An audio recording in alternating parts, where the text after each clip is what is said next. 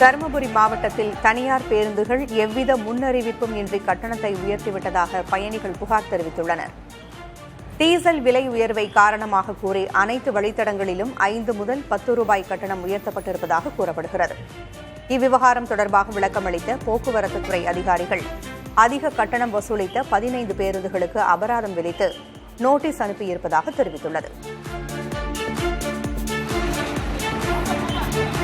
43 ரூபாயிலிருந்து 50 ரூபாய் ஏற்றிருக்காங்க. அதுவுமே எந்த ஒரு அறிவிப்பும் இல்லாம ஏத்தனதுதான். மக்களுக்கு அதெல்லாம் கொஞ்சம் சிரமமா தான் இருக்கு.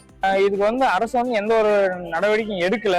அரசு தரப்புல எந்த ஒரு நமக்கு முன்னறிவிப்பும் இல்லை. மக்களுக்கு கொஞ்சம் சிரமமா இருக்கு.